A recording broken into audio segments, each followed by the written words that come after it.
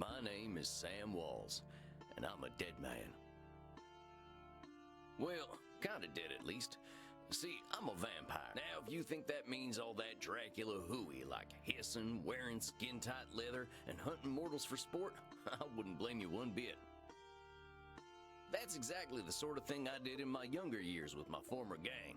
And let me tell you, a vampire who's good with a gun can be a real terror. I got lucky though. I met some kind mortals who saw beyond my fangs. They taught me my letters and showed me how my thinking was keeping me from finding any kind of peace. After they passed on, I roamed America's majestic wilderness for nigh on 90 years, figuring out myself and what it means to be a vampire. And I found revelation. What I realized was, it ain't fangs that make us monsters, it's the self-defeating ways we think. Anywho, as the world started getting smaller, my old vampire gang tracked me down. Them being my kin, I wanted to help them see the world like I did, but they still have the same monster mindset I used to have. Good thing I'm a quick draw. But I got hooked up with this newfangled internet thing and found a vampire who's helping my kin find their way. A fella named Andromachos, supposed to be 3,000 years old. He invited me to come out to Europe to learn from him. I figure someone older than time has got to have the answers. I'm going on a trip, I guess. This feels like my opportunity to do some good in the world. I've been looking, and now it's time to give back. Vampires ain't monsters. Or at least, they don't have to be. And come hell or high water, I'm gonna prove it to them.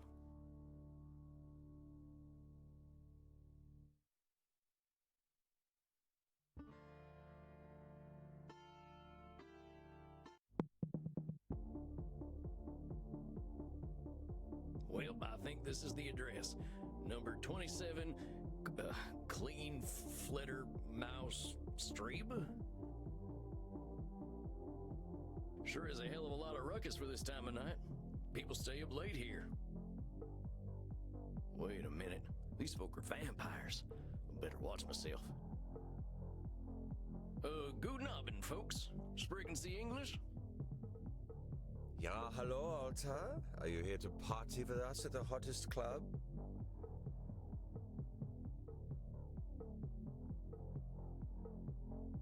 Well, what's so special about this club?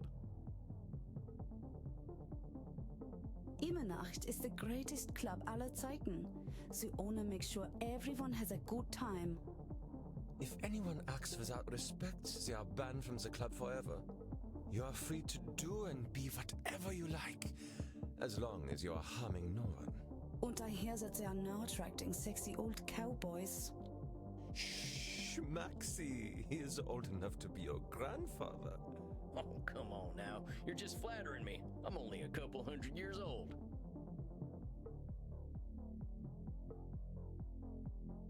Oh mein Gott, he is so cute, Reinhard. Can I keep him? I'm looking for Andromachos. You mean the club owner? Ja, that is why we are here. If you're lucky, he will invite us to the private party at the end of the night.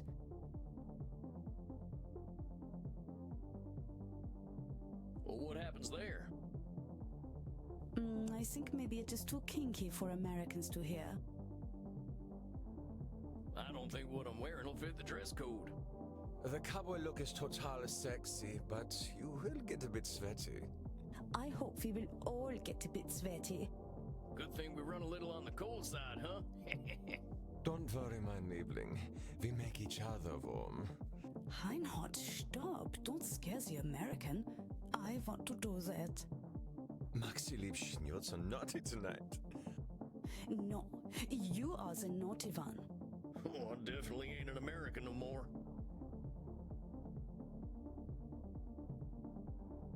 I can cut loose. What kind of party is this? The kind where we dance all night and get sexy. Oh, here are them kind of vampires. Ach so, there are better things to suck than blood, oder? Although we have to get past the bouncer first. If we do not, I'm thinking our night is ruined. Oh, wait a sec. There's something about what she just said. I can feel it. It reminds me of one of my revelations about the funny patterns in the way we vampires think. Well, let's see. One type of thinking I noticed I called hot branding. That's when we brand ourselves with names we can't get rid of. There's high noon mind. That's when we treat a situation like it's a do or die showdown. And there's saloon thinking. That's when we act either helpless or invincible, like we've just drunk a pint of moonshine. I can always check my journal if I need examples. I kept all my notes about the funny ways we vampires think in there. I think I know which one of them funny ways they're thinking in, though. Hold on, compadres. You seem like the kind who can make their own fun. I don't want to have my own fun. Imenacht is the only place to be on Friday night. Wait a second. She's acting like this is all or nothing, do or die. What I call that again? Maybe I ought to check my journal.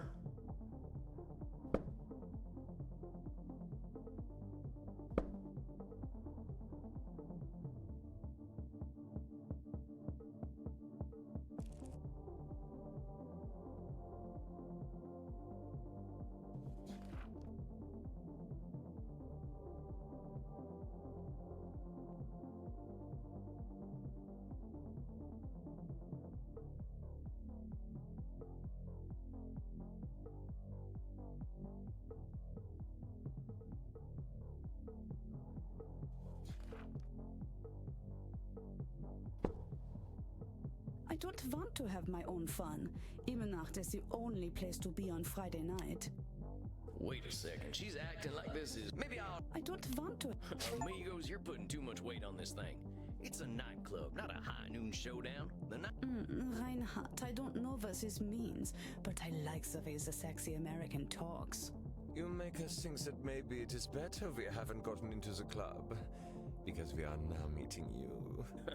Hey, if meeting me makes her not better, I'm glad we met. I really gotta find Andromachos, though.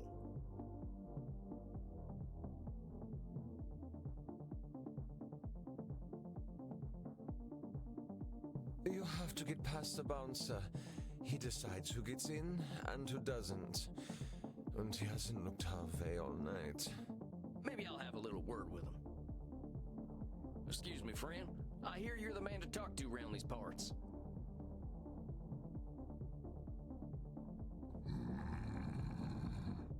I'm here to see Andromachos. Have fun, mate. Hey, thanks, amigo. You have yourself a fine night, you hear? Cowboy, what about us?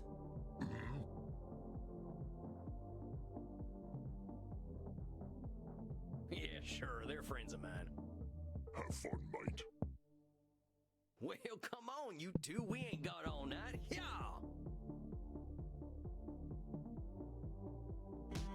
Dang, awful loud in here.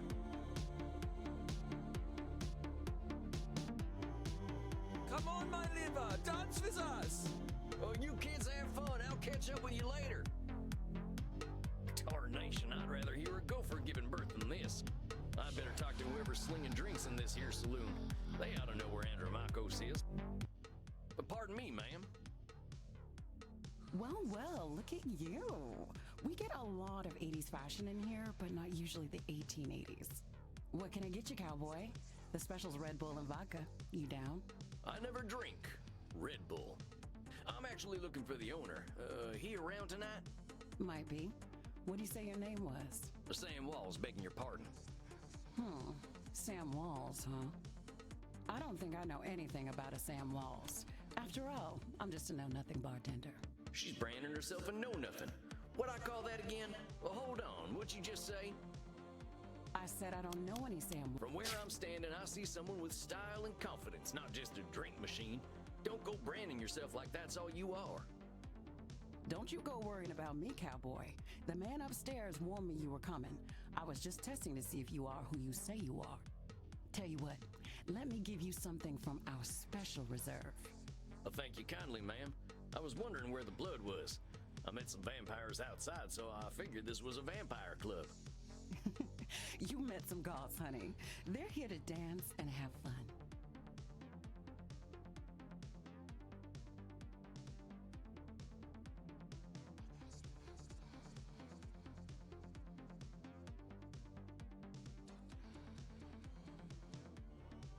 So all these people are mortals? How do you think the head vampire gets his blood? He's the only real vampire here. Well, him and Bert. Bert? You met him already. Bert, shuffle on over here. This one's here to see the big guy. Show him upstairs, okay? Have fun, mate. Good luck up there, cowboy. Hope you find what you're looking for.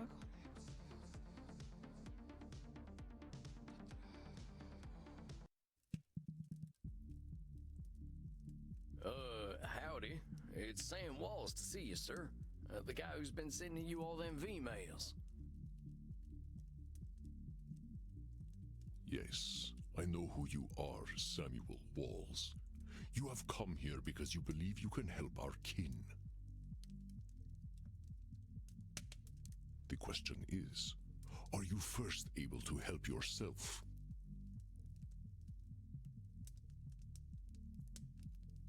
I've been fixing myself for more than a century now. I don't think I need help. Then you must prepare to learn a most difficult lesson. We all need help, Samuel. I am pleased that you have come to receive mine. Dang, you scared the heck out of me. You must allow an ancient vampire his games. He will play them regardless. Please, sit down. What an absolute pleasure it is to meet you at last. I found your messages most intriguing. Afraid there ain't much here in the way of intrigue. I'm just a lonesome cowboy looking for answers. You know, I receive emails every day from vampires seeking my help. You are the very first to seek my aid in helping others. This alone makes you intriguing. Well, dang. I think you're going to be sorely disappointed when you get to talking to me. I'm just honored you're giving me the time of night. I have unlimited time, Samuel. I am pleased to share some of it with you. Our kind can be rather set in their ways. It is inspiring to see someone so young and eager to learn. Yeah, well, I wasn't much for learning when I was alive. Just making up for lost time, I guess. It sounds as though you have been handling your own life better than most. I was particularly intrigued by these revelations you had while walking in nature. Oh, yeah, them. Well, I give walking the credit. Nothing sorts my thoughts out better.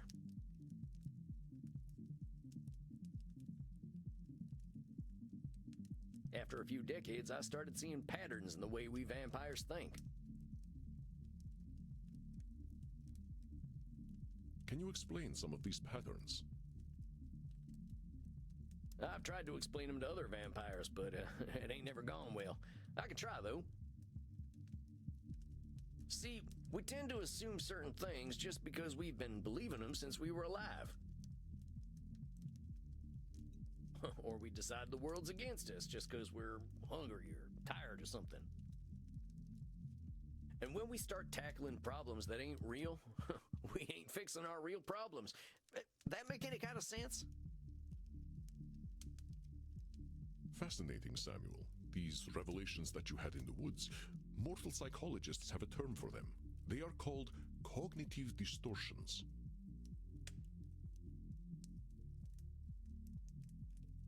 Cognitive whoozy what now? Cognitive distortions. They are exactly as you described them. I will explain in a moment. Please, tell me about these specific revelations you had.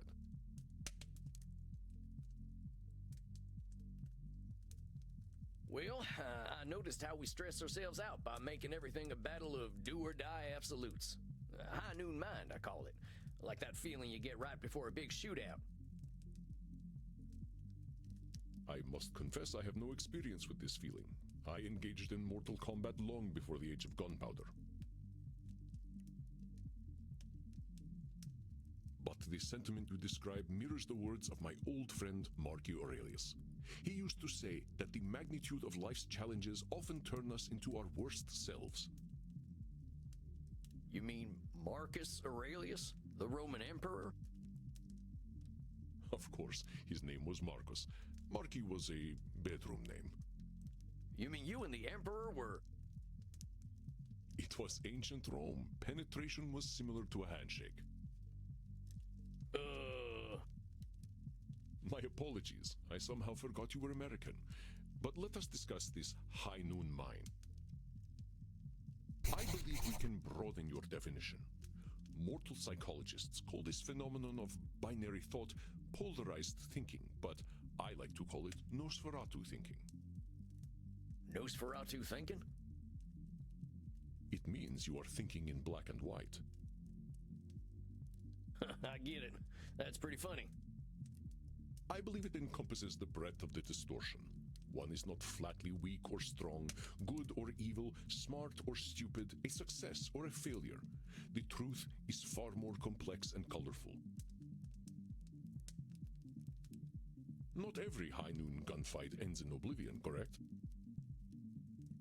Yeah, that's true. Getting shot still ain't fun, but it ain't the end neither. A perfect example, Samuel. Now, try to catch me using Nosferatu thinking. I will give you a series of statements, and one of them will contain Nosferatu thinking. I will repeat them if you miss it. If I do not drink blood, I will surely die. Death eventually comes for us all. Mortals will always fear our kind.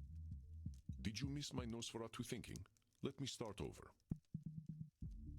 If I do not drink blood, I will surely die. We are only trying to identify Nosferatu. If I do not drink blood... Is that Nosferatu thinking? No, Samuel. In this case, I am not arguing with reality.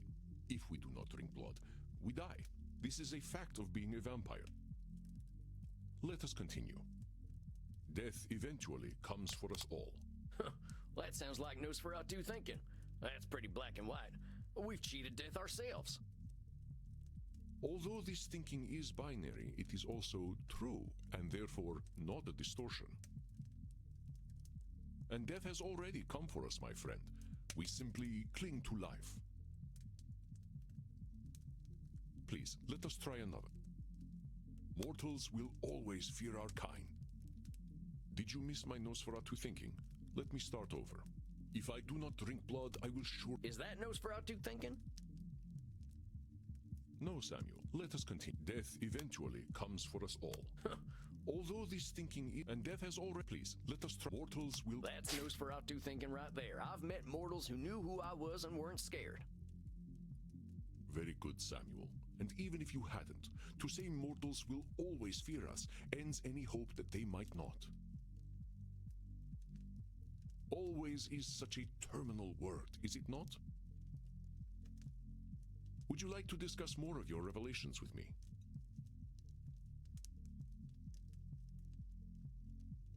I realize that as vampires, we can get the feeling of the power that comes with immortality and strength, but then we get hopeless and aimless over time.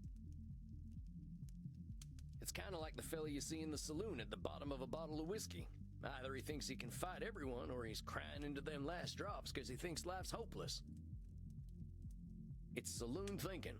Two extremes that probably ain't true. A fascinating observation, Samuel. Your saloon thinking was described in my time as the battle between hubris and nemesis, the twin excesses of arrogance and self-pity. Oh man, it make me wish I'd gotten some schooling. Maybe I would have figured this stuff out earlier. You live forever, my friend.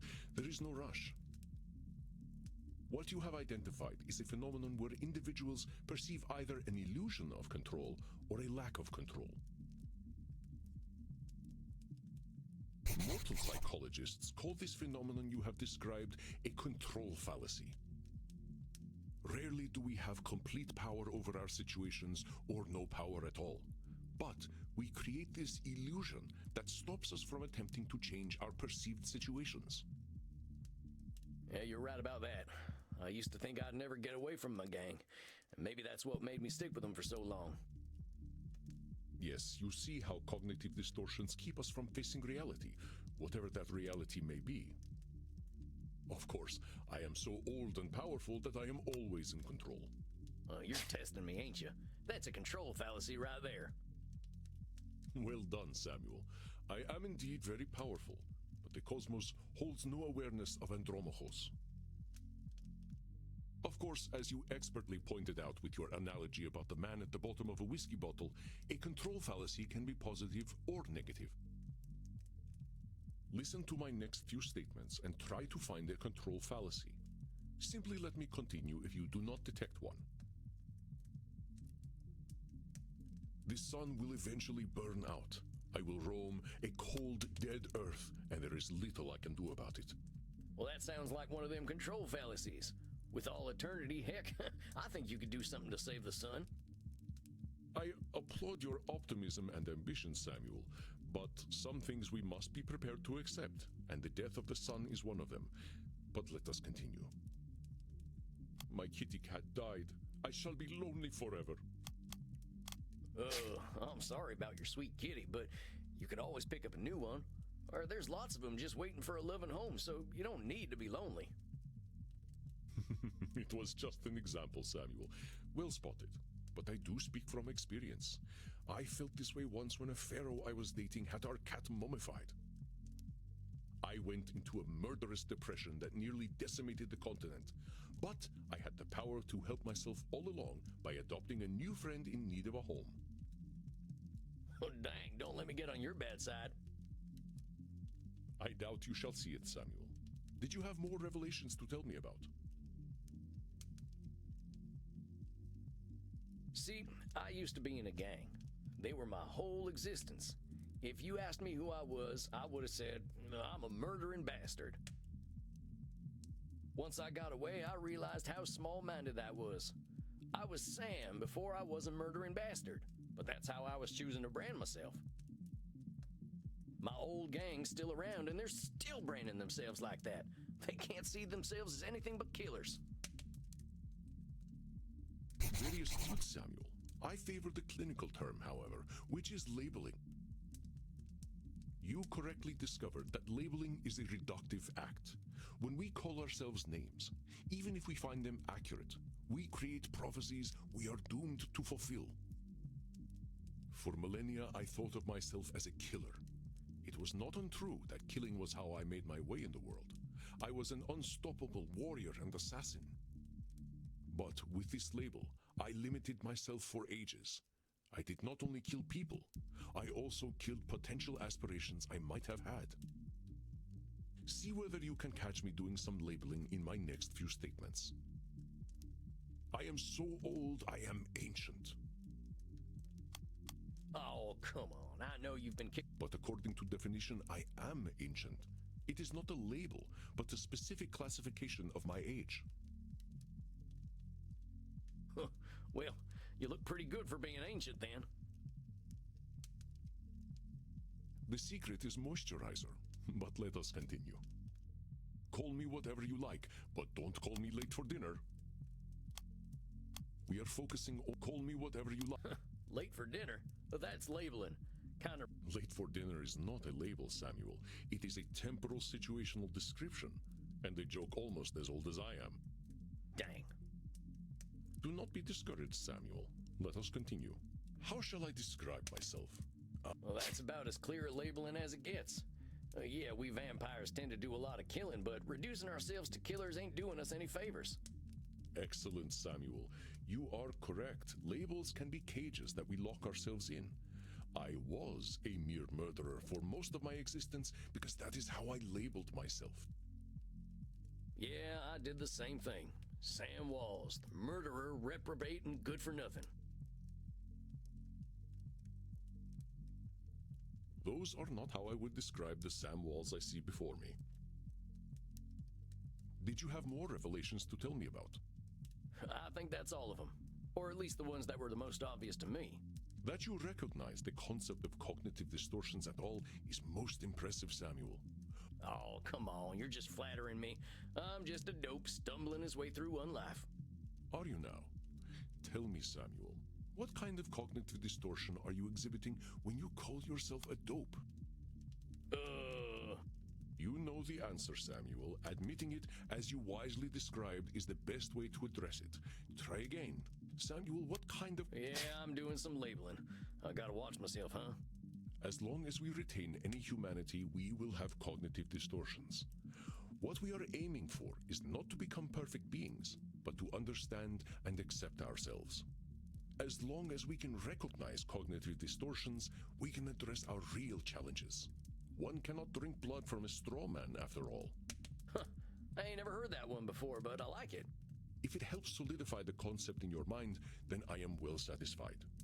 I know you came to learn from me, so I will do my best to honor your good intentions. Let us ensure that you understand the concepts of labeling, control fallacies, and Nosferatu thinking. I will give you a series of statements, and each one will contain a cognitive distortion for you to identify. I will begin. If I invite over my vampire friends, I know I'm going to have to deal with guano all over the place when they turn into bats at the end of the night. That there's a control fallacy, sir. You're acting like you've got no control, but you could lay down some ground rules for guests, or some newspaper. Or express concern to my friends that they have not been toilet trained. Very good, Samuel. Let me try another. I am Andromachus, the ancient darkness, the scourge of the Mediterranean, the mortal's bane. Oh, wait a minute, he's branding him. I am an... Oh, wait a minute. Well, that's definitely some intense labeling. Those are some hard names to get over. You are not wrong. Those names followed me for millennia. It was most stifling. If my club's revenues do not significantly increase, I will end up living on the street. That there's got to be Nosferatu thinking. There's a huge space between making a ton of profit and living on the street. Indeed, you are correct. I run my club at a considerable loss, but 3,000 years of banking interest means that money is not really an object to me anyway. Samuel, now I am not only intrigued by you, but also impressed. I would very much like to teach you my ways, but I must demand something of you first. Anything. I'm here to learn. You must receive therapy yourself. I will not have you seeing clients without a commitment to your own mental health.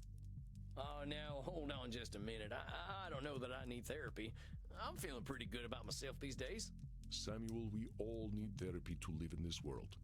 You have been speaking in cognitive distortions since the moment you walked into my office. I have. I didn't even notice. They are most insidious, but I am here to help you identify and challenge them. You have walked alone for too long, Samuel. Allow me to share my experience with you.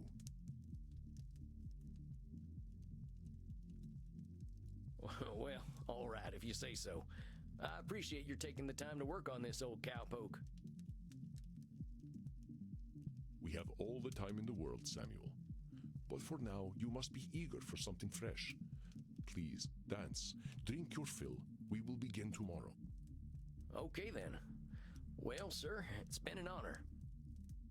You don't have to call me sir, you know. All right, then, Andromachos. Andromachos. Hey, Andromachos. Just call me Andy. All right, Andy. I'll see you tomorrow, then.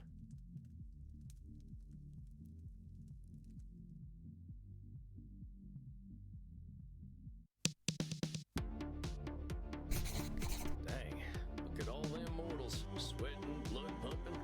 I am thirsty. There ain't no power on this earth that'll get me on a dance floor. Maybe I'll see if the bartender's got anything for me. If it isn't Clint Eastwood again. How'd it go, cowboy? Seems I'll be sticking around. Guess I better get used to things around here. Good to hear. About time someone helped Andy with his work. Fine meeting you, Crimson. How do you know so much about what Andy's doing? Pillow talk. I'm his blood partner. No shit. How's a mortal get hooked up with an ancient vampire? I'm a rock climber. I stumbled into one of his lairs in Madagascar, found a cave while climbing a mountain, and there he was, naked in a hot tub. Dang. Must have been a sight. You ain't kidding, cowboy. Didn't expect a luxury apartment with a gorgeous naked vampire inside of a mountain. We hit it off, and he asked me to come back here with him. I like an adventure, So, but what are you doing talking to me, cowboy? The blood's running hot on the dance floor, and these kids don't mind a little biting. Ain't no way I'm dancing. There's gotta be a better way to get something fresh to drink. Reinhardt, look. It's the sexy old guy again. You should buy us a drink, old guy. You'll probably get lucky.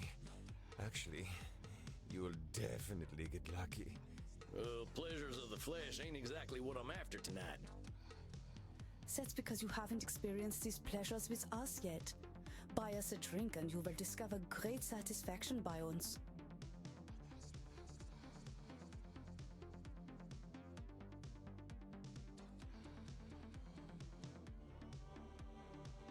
I ain't buying you a drink. This stuff's terrible for you.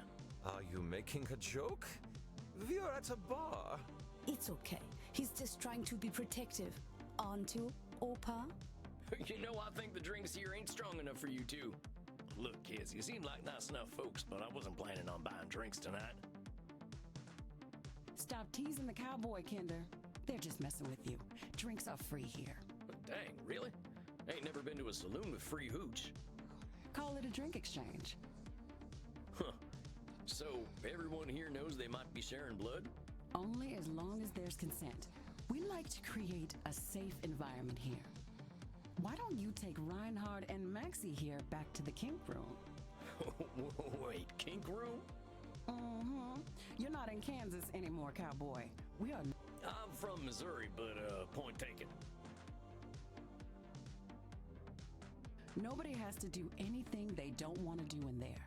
Just have fun and drink your fill, handsome. I'm sure I'll be seeing plenty of you.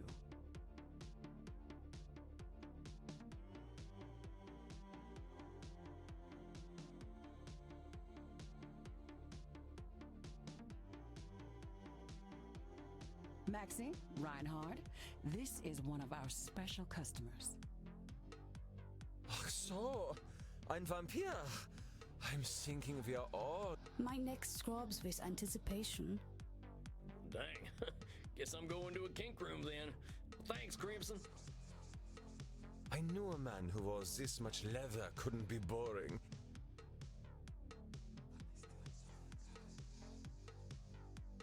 Yeah, well, you got me pegged. Is that what we are doing now? Give me the document and I will sign myself up for it.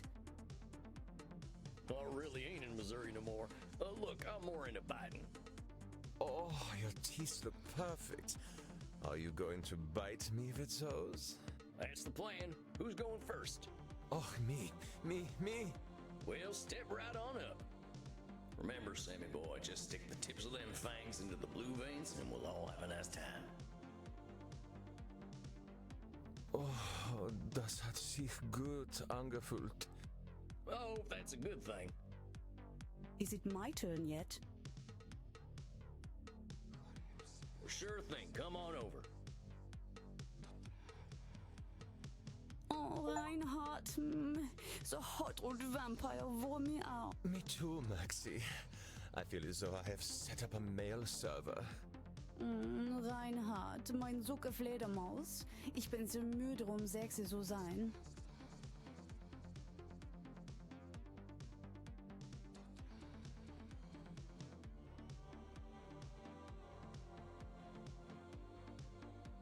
I will get us a taxi cab, Liebchen. Und du, cowboy? Oh, right, that thing. Now that I've had something to drink, I should probably get to my coffin. Samuel, wait a moment. I see you got your fill. Are you? Yeah, I figure I could use some shut-eye. I locked up my coffin over at the storage center. Storage center. Please, you can use my guest coffin. I insist. You must be well rested for the challenges ahead. Guess I got a big night tomorrow, huh? I should get a good day's sleep. Wonderful. Please, follow me. Well, dang. This is mighty plush. Guess it's one of them smart coffins. Let's see what's on TV. Hey, I remember this movie. We were so proud to finally get some representation. Not sure I should stay up watching movies, though. Well, ain't much else to do in here. I think it's about time I hit the hay. Hope I'm cut out for all this.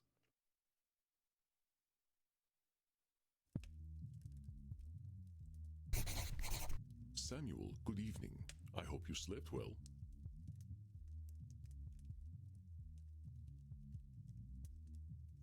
Like the dead, as they say. I was hoping to save you some breakfast, but I've already sent them on their way. Oh, that's all right. I'm still pretty full from last night. Them goth types were practically throwing themselves at me. I am not surprised. Perhaps I should be concerned that some of my guests will fall. Well, gosh, if I still had mortal circulation, I'd be blushing. Why are you so embarrassed, Samuel? Ah, hell. Guess we should just save it for therapy, huh? We gonna get started now? If you like. Why not? I'm eager to get going. Very well. Let's start with the first question any therapist asks, then. Well, gosh, I remember what it was like. Being all angry, hungry, and scared all the time. It ain't no way to live. When I see vampires acting the way I used to, I just need to show them there's more to unlife. And why is that up to you? You, of all people, know how lost our kind can be. Preying on the weak, dating mortal high schoolers.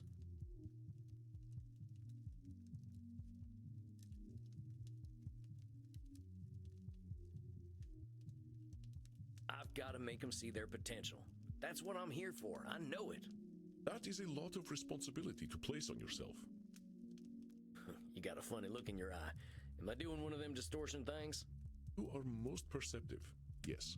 Perhaps you can tell me what it is. When you say you are here to make vampires see the world differently, in what way are you distorting reality? Well, that's labeling sure as shit. Perhaps shit is not as sure as you thought. Well, dang, I thought... It's all right, Samuel.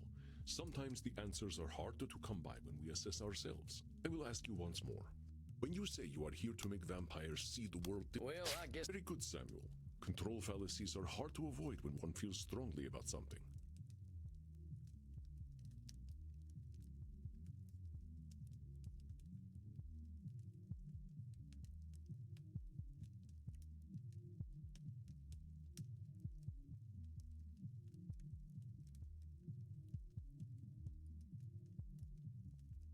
Your fate is not to transform every vampire you ever meet, even those who are your clients.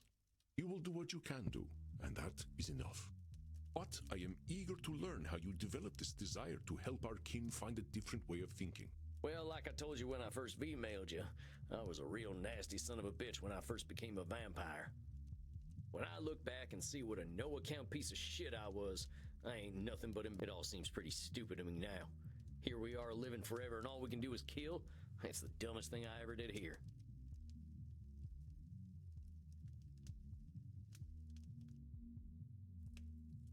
I am going to stop you for a moment. Stupid, no-account piece of... Do you hear the way you are talking about yourself? With respect, sir, I earned all them names. I killed women and children. Pretend you are my therapist. If I sat here and called myself a no-account piece of shit, what would you tell me? I guess I'd say, well... Oh, yeah, I guess that was pretty funny. I'd say you were doing some labeling. And I guess I'd tell you to look at yourself a little more kindly. Extend the same compassion to yourself then, Samuel. How are you to move on from being a nasty son of a bitch if you are labeling yourself? If you wish to be a guide to other vampires, you must start with compassion for them and for yourself. So, now that you've gotten all that horrible name-calling out of the way, please tell me, how did you find your sense of purpose? Well, I was on the run, you see. The Wild West was ending, and the Pinkertons were starting to get the better of my gang. I went into hiding and found a strange group of folks out in the country. They knew I was an outlaw right away, but they didn't judge me for it. They didn't even care that I was a vampire. They welcomed me like a friend, even shared their blood with me. They taught me how to appreciate the beauty of the night, and I started seeing things I'd never noticed before. They taught me my letters, philosophy, and how to question things instead of being scared of them. I think about them every day of my own life. They somehow freed themselves of all the judgments of the time and were better off for it. These must have been the 19th century American transcendentalists, yes? Yes, sir. I'm glad I died when I did, because their like just don't exist no more. Once my community died out, I started walking. That was something else they taught me how to do. I walked in nature for about 90 years and just took in all the grace and beauty of my country. I guess I was kind of selfish, though. I should have been helping other vampires the way the Transcendentalists helped me.